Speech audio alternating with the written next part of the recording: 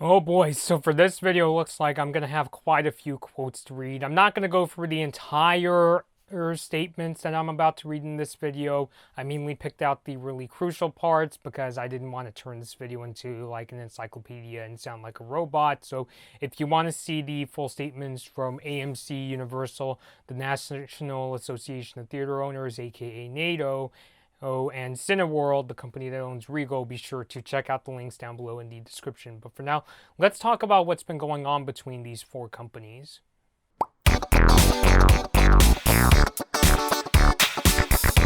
Hey everybody, Bloodman Bobby here. So, AMC Theaters announced that they are no longer going to play Universal films due to fairly recent comments from NBC Universal CEO Jeff Shell. And I know I'm kind of late jumping on this story, but I still really wanted to throw my 2 cents in here, especially since this does concern movie theaters, since movie theaters are going through a rather, let's just put it, interesting, kind of unprecedented state right now due to the coronavirus. So I still really wanted to talk about it, especially since I've been covering other movies that have been affected by the pandemic.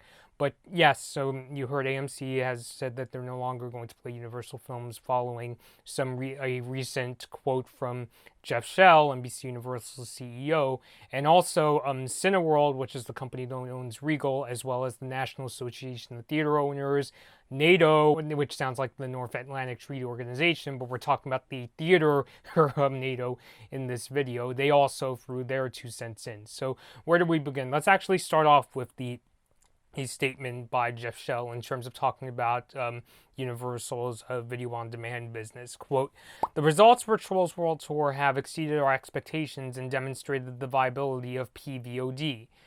As soon as theaters reopen, we expect to release movies on both formats." Basically, it was like the shot heard around the world, and AMC, Cineworld, and NATO threw their 2 cents in. Here's a statement that follows from AMC Theaters Chairman and CEO Adam Aron. Quote, "It is disappointing to us, but Jeff's comments as to Universal's unilateral actions and intentions have left us with no choice. Therefore, effective immediately, AMC will no longer play any Universal movies in any of our theaters in the United States, Europe, or the Middle East." And this is a quote from NATO President and CEO John Vivian. Quote, "Universal does not have reason to use unusual circumstances in an unprecedented environment as a springboard to bypass true theatrical releases. Theaters provide a beloved, immersive, shared experience that cannot be replicated, an experience that many of the VOD viewers of this film would have participated in had the world not been sequestered at home, desperate for something new to watch with their families. We are confident that when theaters reopen, studios will continue to benefit from the global theatrical box office, followed by traditional home release." And here is Cineworld's quote. Quote, "Cineworld's roots go back 90 years in the industry, and it was always open to showing any movie as long as the rules were kept and not changed by one-sided moves. Today, we make it clear again that we will not be showing movies that fail to respect the windows, as it does not make any economic sense for us." Now, Universal would go on to release a statement that clarifies what Shell previously said, and this new statement from Universal in particular took shots at both AMC and NATO, and this is what Universal's new statement had to say. Quote, "We absolutely believe in the theatrical experience and have made no statements to the contrary. As we stated earlier, going forward, we expected to release future films directly to theaters as well as on PVOD when that distribution outlet makes sense. We look forward to having additional private conversations with our exhibition partners, but are disappointed by the seemingly coordinated attempt from AMC and NATO to confuse our position and our actions. Our goal in releasing Trolls World Tour on PVOD was to deliver entertainment to people who are sheltering at home while movie theaters and other forms of outside entertainment are unavailable.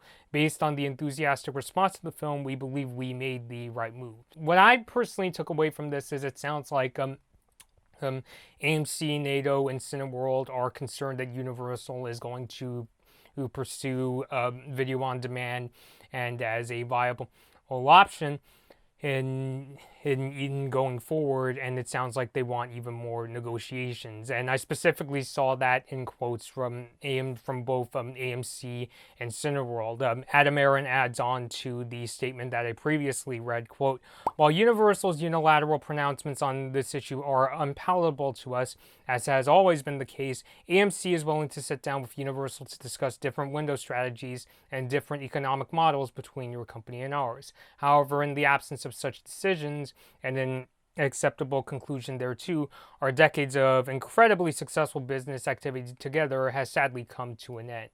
Now, the Cineworld statement, which you can find in the Deadline article I'll have linked down below in the description, and also included a quote from their CEO, Mookie Greidinger. I hope I'm pronouncing it right, but anyway, it's from what the Cineworld CEO said to Comcast Chairman Brian Roberts back on March 19th.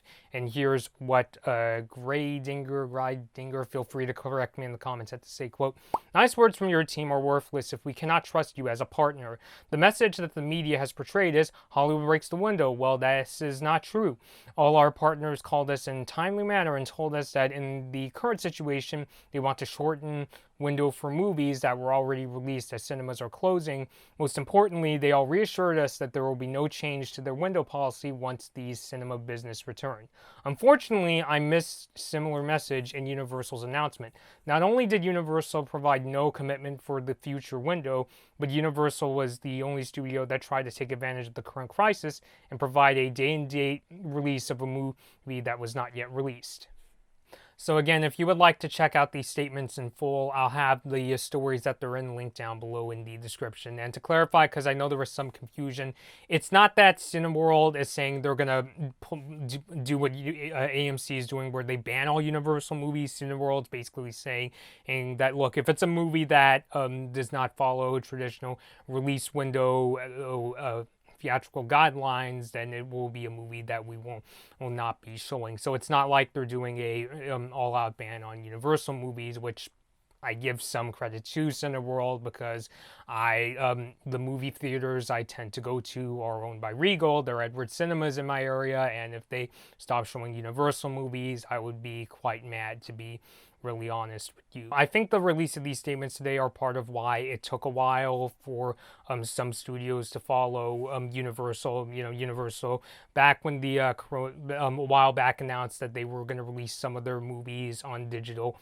early. The most notable one in the story, Trolls World Tour, was actually released on video on demand as a rental title the day it was supposed to hit theaters. I think because studios like Warner and Disney, they both announced that a couple of their movies are going to be skipping theaters and going straight to digital themselves. I think that's why it took a while for them to announce it, and it's also why we don't hear quite as many titles coming out from other studios. I mean, yes, as there have been others like Sonic the Hedgehog that have come to studios early, but it had some time to play in a lot of theaters. So I think that's why with those studios, I felt they were a bit more wary, and I think they didn't want to have backlash like what Universal is facing right now.